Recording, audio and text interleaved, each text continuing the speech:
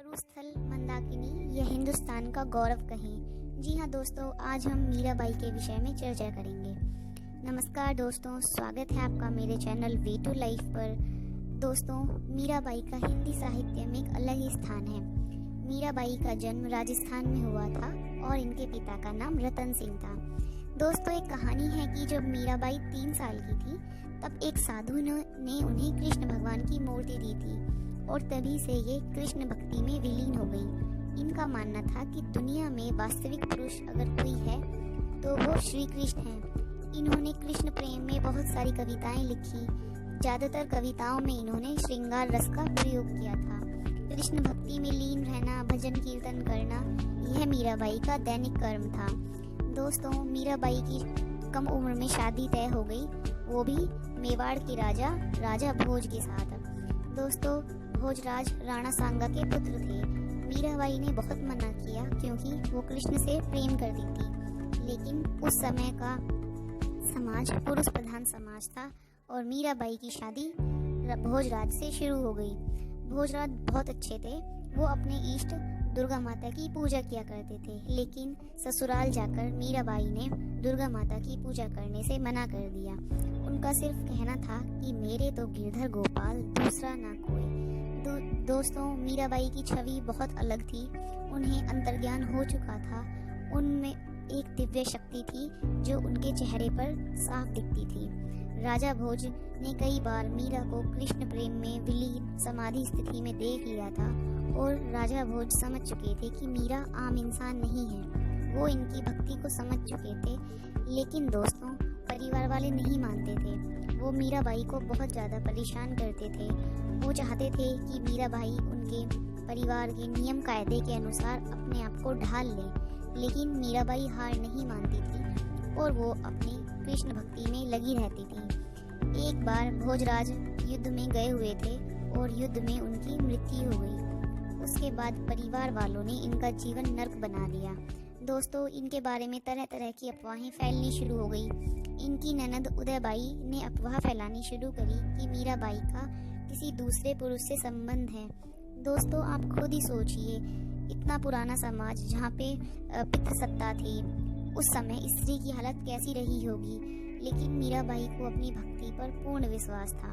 वो मंदिर जाती थी, वो कृष्ण भक्ति में नृत्य करती थी। उन्हें इस अफवाह का कोई फर्क नहीं पड़ा, लेकिन मीराबाई के बारे में तरह तरह की बातें बनती रहीं। कृष्ण की लीला के बारे में लोगों को ये बताती थी, मंदिर जाती थी, इनके प्रेम में विलीन हो जाती थी, प्रेम में विलाप करती थी। दोस्तों, भोजराज की मृत्यु के बाद विक्रम सिंह मेवाड़ की गद्दी पर बैठे। गद्दी पर बैठते ही उन्होंने मीराबाई को परेशान करना शुरू कर दिया। दोस्तों, एक कहानी है कि एक बार विक्रम सिंह ने एक टोकरे में सांप भरकर मीराबाई के पास भेजे और उनसे कहा कि इसमें फूलों की माला है। लेकिन जैसे ही मीराबाई ने उस टोकरे को खोला तो उस टोकरे में से सांप गायब था और उसमें सच में ही फूल और फूल की माला और भगवान कृष्ण की एक मूर्ति भी थी।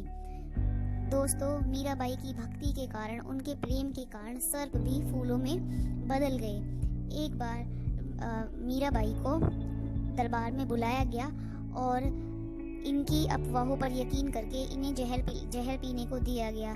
लेकिन दोस्तों, जहर भी मीराबाई का कुछ नहीं बिगाड़ सका।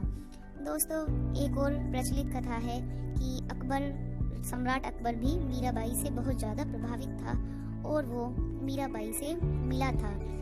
आप लोग जानते हैं कि अकबर को हिंदी साहित्य में कितनी ज़्यादा रुचि थी। दोस्तों, मीराबाई के गुरु रविदास थे। जब मीराबाई का दर्द हद से ज़्यादा बढ़ गया तो उन्होंने महल को छोड़ने की सोची और वो वृंदावन में चली गई। वहाँ पर वो भक्ति करती, कृष्ण भक्ति में विलीन रहती, कभी कभी वो समाधि में भी चली जाती थी। वो अपने ऊपर हुए जुल्मों को भूलकर कृष्ण की भक्ति में लीन रहना चाहती थी। दोस्तों, कुछ समय वृंदावन में रहने के बाद वो द्वारका चली गई। मीराबाई का मानना था कि वो पिछले जन्म में कृष्ण की एक गोपी थी जिनका नाम ललिता था। मीराबाई मानती थी कि उनका उस जीवन में प्रेम पूरा नहीं हो पाया था, इसलिए उन्होंने दोबारा जन्म लिया है और वो इस जन्म में कृष्ण भगवान को प्राप्त करेंगी। दोस्तों, कभी कभी तो मीराबाई कृष्ण की भक्ति में इतना खो जाती कि उन्हें पता ही नहीं चलता कि कब दिन हो गई है और कब रात हो गई है। दोस्तों, मीराबाई की मौत भी रहस्यमयी थी। एक बार मीराबाई मंदिर में कृष्ण भक्ति में विलीन होकर नृत्य कर रही थी और नाचते नाचते वो कृष्ण भगवान की मूर्ति में समा गई। लोगों ने जब देखा तो मीराबाई का शरीर कहीं नहीं था और वो मूर्ति इतनी प्रकाशित हो रही थी जैसे कोई बड़ा सूरज चमक रहा हो। इसीलिए दोस्तों, लोगों का मानना है कि मीराबाई मरी नहीं थी, वो नृत्य करते करते मीराबाई श्री कृष्ण भगवान में समाहित हो गई थी। दोस्तों, आप सभी जानते हैं कि 15वीं शताब्दी और 16वीं शताब्दी में औरतों की स्थिति कितनी दयनीय थी। पितृसत्तात्मक समय था, औरतों को बड़े बड़े घूंघट में बाहर निकलना पड़ता था। लेकिन मीराबाई ने इन सब की कुछ परवाह नहीं करी और अपनी भक्ति में विलीन रही। आज इसीलिए इनका नाम हिंदी साहित्य में बड़े गर्व से लिया जाता है। मीराबाई के द्वारा बहुत सारी कविताएं रचित हैं, जैसे कृष्ण टीका। ज़्यादातर कविताओं में श्रृंगार रस का उपयोग किया गया है। इनकी कविताओं में कृष्ण से विरह, कृष्ण से मिलाप, कृष्ण से मिलने की खुशी सब जाहिर होती है। दोस्तों, अगर आपको कभी समय मिले तो मीराबाई द्वारा रचित कविताएं ज़रूर पढ़िएगा। और दोस्तों, अगर आपको मेरी वीडियो पसंद आई तो मेरे चैनल को सब्सक्राइब करो, बेल आइकन प्रेस करो, मेरी वीडियो को लाइक करो और दोस्तों, मुझसे जुड़े रहो।